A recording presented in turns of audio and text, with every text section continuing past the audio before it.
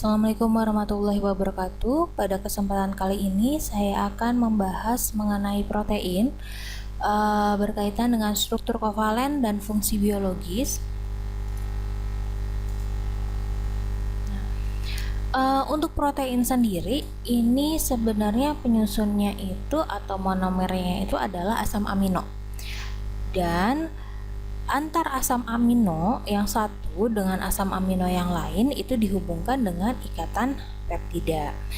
Nah, untuk protein ini biasa disebut dengan makromolekul poliasam amino atau polipeptida, mengandung 4,1 kalori per gram.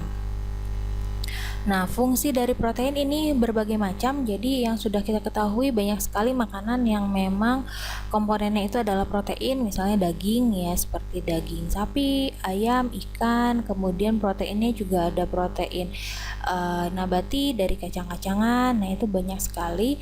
Nah, untuk fungsi protein sendiri di dalam tubuh itu macam-macam. Nah, tapi secara umum fungsi dari protein pertama adalah membentuk dan mempertahankan struktur. Yang pertama adalah kolagen. Kolagen itu komponen tersebut ada di dalam urat dan tulang rawan.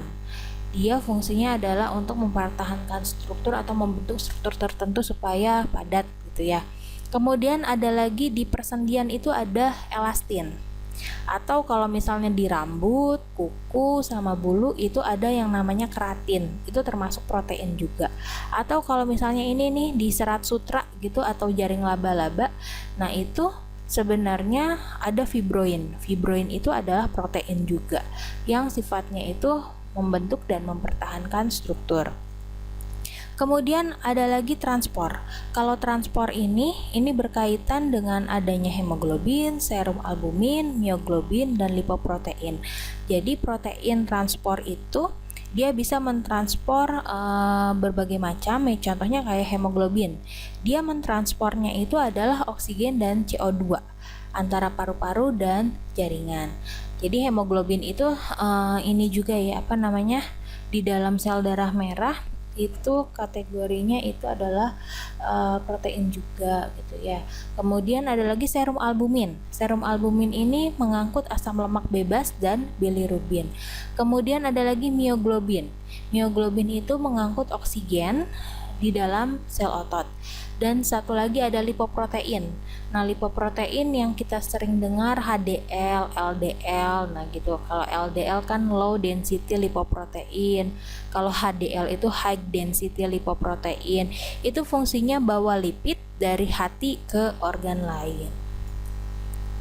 Nah, yang ketiga, fungsi dari protein ini adalah perlindungan dan pertahanan. Contohnya adalah imunoglobulin atau biasa kita sebut dengan antibodi. Jadi antibodi ini sebenarnya adalah pertahanan tubuh kita terhadap penyakit dan atau substansi asing yang masuk ke dalam tubuh.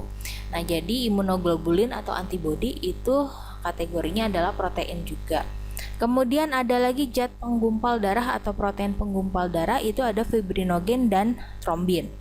Terus ada lagi bisa ular dan toksin bakteri, itu adalah fungsinya untuk pertahanan tubuh dari si bakteri tersebut, kalau toksin bakteri ataupun bisa ular ya gitu. Terus fungsi dari protein yang keempat itu adalah pengendali dan pengatur. Berarti kalau pengendali dan pengatur itu adalah hormon. Nah, hormon ini bahan dasarnya memang ada yang dari protein, ada yang dari lipid. Nah, contohnya kalau yang dari protein atau asam amino gitu ya, itu ada hormon insulin ya untuk metabolisme gula gitu ya, atau hormon pertumbuhan, atau hormon paratiroid yang mengatur transport kalsium dan fosfat. Selanjutnya, fungsi dari protein yang lain itu adalah katalisator. Nah, berarti katalisator berarti untuk mempercepat reaksi, biasanya reaksi-reaksi biokimia. Contohnya itu adalah enzim. Atau protein yang lain, atau fungsi protein lain itu adalah untuk pergerakan. Nah, kalau di otot itu kontraksi otot itu dibutuhkan aktin sama miosin. Jadi aktin dan miosin ini terlibat dalam kontraksi otot atau peristiwa-peristiwa gerak lainnya. Atau ada tubulin. Ya, tubulin ini dia memang fungsinya itu sebagai protein pembentuk mikrotubulus. Nah, fungsi protein yang lainnya yang ketujuh adalah penyimpanan. Jadi, protein yang sifatnya penyimpan itu biasanya yang kita suka temui itu di putih telur ya, ada yang namanya albumin. Nah, atau kalau misalnya di susu itu protein susu namanya kasein. Atau kalau misalnya di jaringan hewan gitu, protein penyimpan besi pada jaringan hewan namanya ferritin. Ini adalah beberapa ciri dari protein. Pertama, yang namanya protein itu BM-nya atau bobot molekulnya itu besar. Bisa ribuan hingga jutaan. Jadi makanya disebut dengan makromolekul. Kalau di searching gitu untuk gambar dari protein pasti gambarnya seperti ini gitu ya, pemodelannya seperti ini. Nah, jadi insulin gitu ya. Insulin itu bobot molekulnya 5.700 Dalton atau setara kurang lebih 50 asam amino. Nah, atau ATPase itu enzim ya. Dia bobot molekulnya 510.000 Dalton atau setara dengan 510 asam amino. Atau tobacco mosaic virus gitu. Ininya apa namanya? Kapsidnya gitu ya. Itu BM-nya 450 juta Dalton. Nah, setara dengan jutaan asam amino. Kemudian ciri protein yang lain itu terdiri dari 20 asam amino yang berikatan secara kovalen membentuk suatu rantai polipeptida.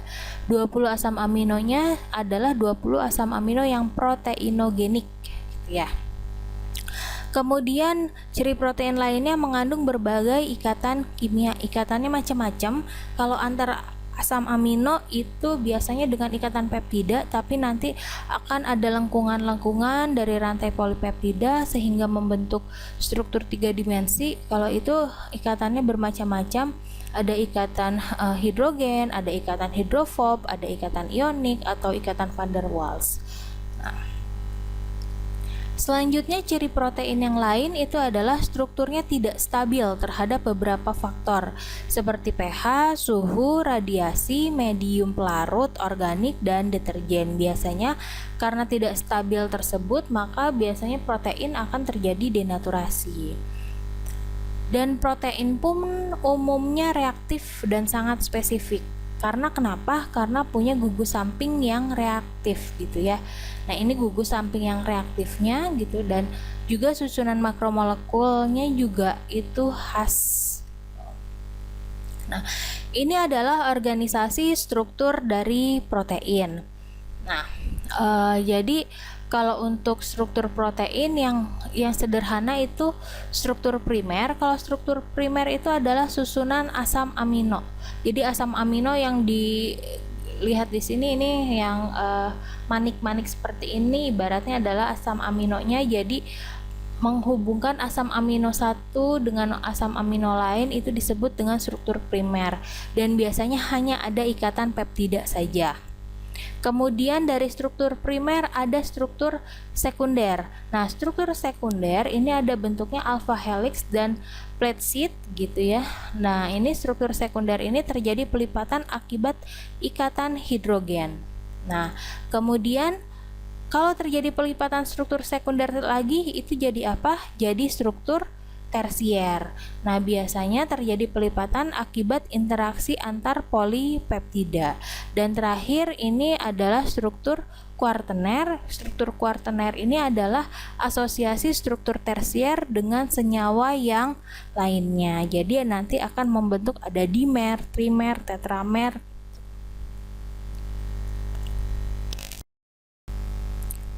Ini adalah struktur dari protein. Jadi untuk struktur protein ini monomernya adalah asam amino yang terdiri dari gugus karboksil, gugus amino, dan R. R-nya itu atau rantai samping ini berbeda-beda setiap asam amino. Jadi monomernya adalah asam amino untuk protein. Apabila asam amino 1 ditautkan dengan yang lain dengan ikatan peptida, itu yang disebut dengan struktur primer. Jadi nanti akan ada struktur primer, sekunder, tersier, dan kuartener. Nah, untuk struktur primer tadi sudah ya, dia berkaitan dengan susunan asam amino yang linear yang dihubungkan dengan ikatan peptida gitu ya. Jadi ini ada beberapa asam amino. Misalnya di sini ada asam amino asparagin, valin, alanin, lisin, dan serin. Kemudian kalau asam amino primer, protein primer itu mengalami pelipatan akan menjadi protein sekunder. Nah, karena di sini ada ikatan hidrogen sehingga membentuk alpha helix atau beta plate sheet. Kemudian kalau struktur sekunder mengalami pelipatan itu menjadi struktur tersier. Jadi kalau bentuk seperti ini kalau dilihat di dalamnya itu sebenarnya adalah struktur sekunder atau struktur ya sekunder seperti ini, ada alpha helix atau beta plate sheet. Nah, tapi ada ikatan penunjang yang lain seperti ikatan ionik, ikatan kovalen, ikatan disulfida. Nah, kalau struktur kuartener itu terdiri dari apa? Biasanya terdiri dari beberapa subunit. Ada subunit 1, protein 2, dan protein 3.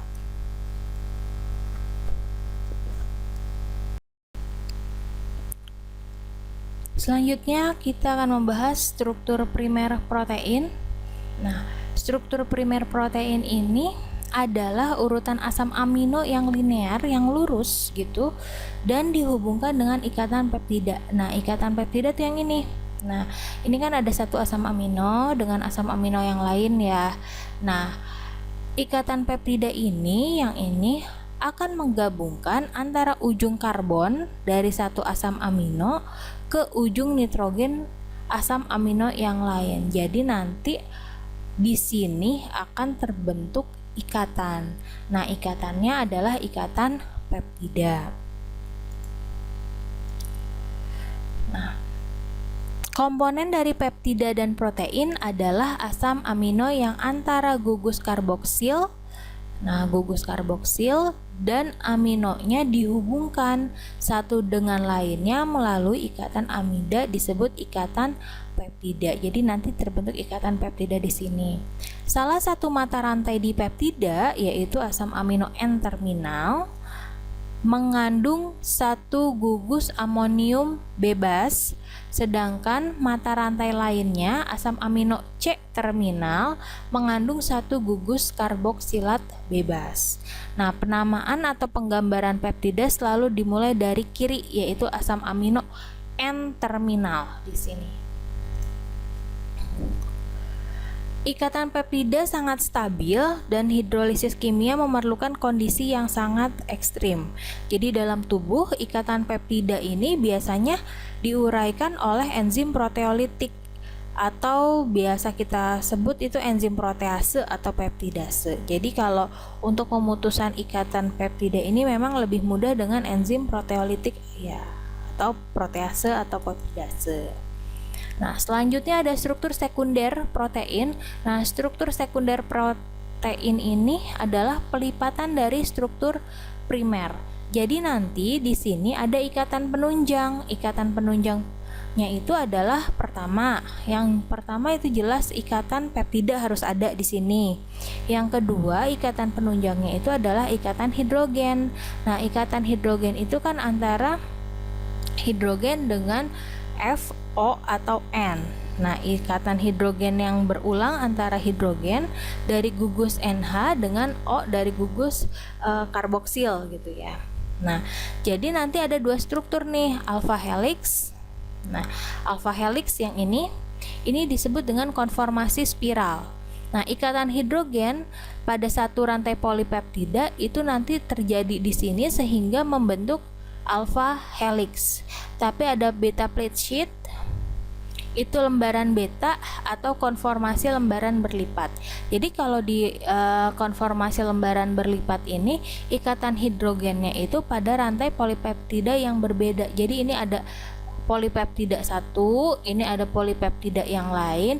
Ikatan hidrogennya antara rantai polipeptida satu dengan rantai polipeptida lain atau tetangganya itu akan menghasilkan konformasi lembaran berlipat. Tapi kalau konformasi spiral, ikatan hidrogennya itu adalah intern di dalam satu rantai polipeptida. Jadi diingat kalau alpha helix itu ikatan hidrogennya intern di dalam satu rantai polipeptida, tapi kalau konformasi lembaran ikatan hidrogennya sama tetangganya, jadi antar dua polipeptida. Helix alpha atau alpha helix ini dia berputar ke arah kanan. Pada setiap putaran itu terdiri kurang lebih 6 rantai asam amino. Jadi nanti ini 6 rantai asam amino berputar, 6 rantai asam amino berputar. Nah, helix alpha distabilkan oleh jembatan hidrogen yang hampir lurus antara gugus NH dan CO dari dua residu asam amino yang terpisah. Helix alpha seperti ini dia bersifat amfipatik. Jadi amfipatik suatu kasus yang istimewa di mana residu bergeser antara hidrofobik dan hidrofilik, di mana alpha helix berhadapan dengan lingkungan polar atau nonpolar. Jadi helix yang amfipatik ini terdapat dalam lipoprotein plasma samping, dalam hormon polipeptida tertentu, dalam bisa ular, dalam antibiotik, dan juga glikoprotein virus HIV. Nah, kalau lembaran beta seperti ini jembatan hidrogennya ini terbentuk antar rantai-rantai yang berdampingan. Jadi kalau lembaran beta ikatan hidrogennya itu antar tetangganya ya, tetangga polipeptida. Kemudian konformasi reguler yang kedua terdapat pada lembaran yang terlipat struktur beta atau beta plate sheet, dan simbol beta menunjukkan bahwa struktur ini merupakan struktur reguler kedua yang dijelaskan. Kemudian ada lagi struktur tersier dari protein. Struktur tersier dari protein ini adalah bentuk 3 dimensi hasil pelipatan struktur sekunder. Jadi hasil pelipatannya itu hasil pelipatannya itu pelipatan yang struktur sekunder ya, itu jadi struktur tersier. Nah, ikatannya macam-macam. Nah, jadi yang A ini ikatannya itu ikatan hidrogen. Kalau yang B ini adalah ikatan hidrogen rantai samping. Terus kalau yang C ini ikatan van der Waals. Yang D itu ikatan disulfida. Nah, kemudian yang E ini ikatan hidrofob, yang F itu adalah ikatan ionik. Jadi struktur tersier protein itu adalah bentuk 3 dimensi pelipatan struktur sekunder dengan ikatan yang ditunjangnya itu atau kestabilannya itu ditunjang oleh berbagai macam ikatan. Contohnya kalau struktur tersier itu protein serat dan protein globular. Nah, ini adalah struktur tersier protein. Jadi kalau struktur tersier protein ini ada protein, terus nanti ada ikatan ionik di sini, atau ada ikatan hidrofobik, atau nanti di sini ada ikatan disulfida, atau nanti ada juga ikatan hidrogen, sehingga nanti bentuknya membentuk struktur 3 dimensi yang berlekuk-lekuk gitu ya. Jadi protein tersier berdasarkan bentuknya itu ada protein serabut gitu ya, dan juga ada protein globular. Kalau protein serabut itu dia tidak larut di dalam air, karena contohnya kayak keratin gitu ada di rambut sama wol. Jadi kalau rambut wol kalau dilarut sama air kan dia tidak akan larut. Nah, itu kategorinya adalah protein serabut. Kemudian ada di fibroin, itu di benang sutra gitu ya, ataupun kolagen pada urat, itu adalah protein serabut. Jadi protein serabut itu cirinya adalah tidak larut di dalam air dan bentuk molekulnya itu panjang, serabut yang panjang. Kemudian karena bentuknya seperti ini, kolagen ya, dia tidak berlipat dan mempunyai peranannya itu sebagai struktural atau pelindung.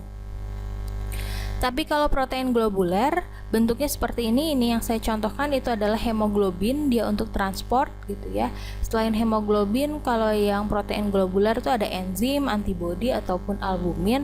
Nah, protein globuler ini dia larut di dalam air, molekulnya dia bulat gitu ya, dan juga berlipat-lipat dan berperan sebagai protein transport dan penyimpan.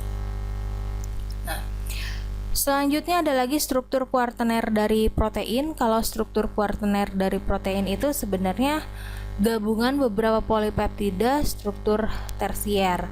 Jadi nanti ada gabungan nih, misalnya gabungan dengan non protein atau gabungan dengan protein lain.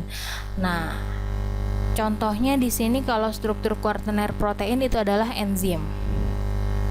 Terjadi gabungan-gabungan protein dengan senyawa lain. Jadi struktur kuartener protein itu ada gabungan dengan non protein. Jadi di sini misalnya gabungannya itu dengan logam atau gabungan dengan lipid, dengan karbohidrat. Jadi si protein gabung sama logam.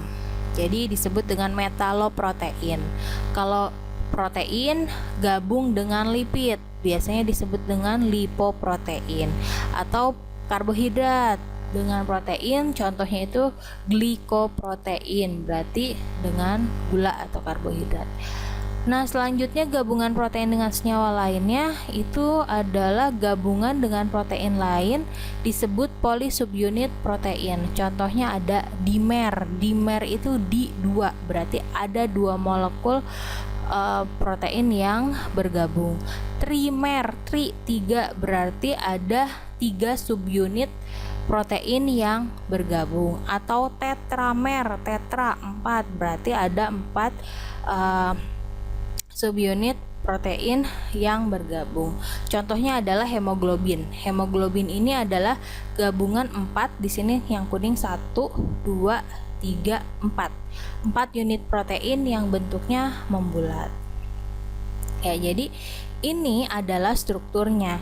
Jadi ini adalah struktur primer, ya, hanya utas polipeptida saja dengan ikatannya itu adalah ikatan hidrogen. Tapi kalau ada pelipatan masuknya ke struktur sekunder. Contohnya kalau di sini alpha helix. Tapi ternyata struktur sekunder ada pelipatan lagi dan juga ada ikatan penunjang yang lain, itu nanti akan jadi struktur tersier. Tapi nanti kalau struktur tersiernya itu bergabung dengan senyawa lain gitu, itu nanti akan menjadi struktur kuartener. Nah, ini yang saya jelaskan bahwa protein itu bisa mengandung gugus kimia lain di samping asam amino. Ada yang disebut dengan protein konjugasi. Protein konjugasi adalah protein yang menghasilkan komponen kimia lain di samping asam amino setelah dihidrolisis. Bagian yang bukan asam amino dari jenis protein ini disebut gugus prostetik. Nah, protein konjugasi digolongkan berdasarkan sifat kimia gugus prostetiknya. Jadi di sini nanti akan ada protein konjugasi. Nah, ini yang disebut dengan protein konjugasi. Nah, jadi protein konjugasi itu adalah protein yang berikatan dengan gugus prostetik yang lain atau gugus tambahan yang lain. Misalnya, kalau proteinnya itu berikatan sama lipid, maka disebut dengan lipoprotein. Contohnya itu adalah lipoprotein darah, itu nanti ada LDL, HDL, VLDL gitu. Atau proteinnya itu berikatan dengan gugus prostetiknya itu adalah karbohidrat. Itu golongannya disebut dengan golongan glikoprotein. Contohnya adalah gamma globulin darah. Atau misalnya protein konjugasinya itu berikatan dengan gugus fosfat, maka disebut dengan fosfoprotein. Contohnya adalah kasein susu. Kalau proteinnya berikatan dengan heme disebut dengan hemoprotein golongannya, dan contohnya adalah hemoglobin. Kalau gugus prostetiknya itu flavinukleotida gitu berikatan dengan protein, golongannya namanya flavoprotein. Contohnya adalah suksinat dehidrogenase. Atau kalau misalnya nempel dengan besi, seng, nah itu kelompoknya adalah metaloprotein. Nah, kalau yang berikatan dengan besi berarti namanya di sini ferritin. Nah, protein menghasilkan asam amino dengan proses hidrolisis. Jadi yang namanya protein kalau dilakukan hidrolisis gitu dengan enzim, nah itu biasanya akan menghasilkan susunan asam amino yang berbeda-beda. Jadi kalau di sini contohnya bovin sitokrom C itu ternyata menghasilkan atau terdiri dari 104 asam amino. Ada lagi bovin chymotrypsinogen, ini ternyata susunan asam aminonya ada 245 ya. Nah, tadi protein itu merupakan molekul yang berukuran besar. Jadi polipeptida berbagai protein mempunyai kira-kira 100 sampai 1800 atau lebih residu asam amino. Beberapa protein hanya mengandung rantai tunggal polipeptida dan beberapa protein juga mengandung 2 atau lebih polipeptida yang disebut dengan protein oligomer.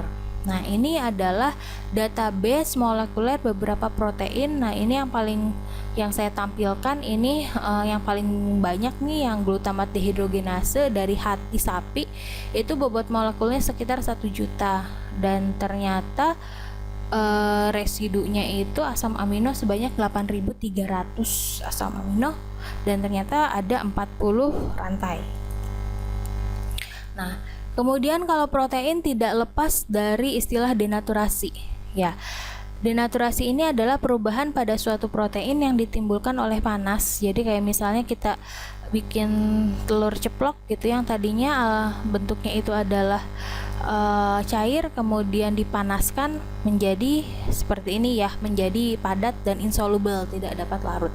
Nah, ini prosesnya adalah denaturasi. Jadi kalau denaturasi ini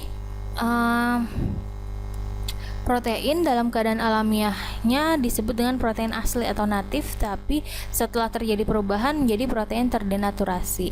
Nah, apabila terdenaturasi ini memang ada beberapa ikatan yang putus, tapi ikatan hidrogen itu tidak putus. Nah, kalau di sini native albumin itu ada ikatan disulfida, ternyata nanti pada saat denaturasi itu nanti ada beberapa yang terputus gitu ya.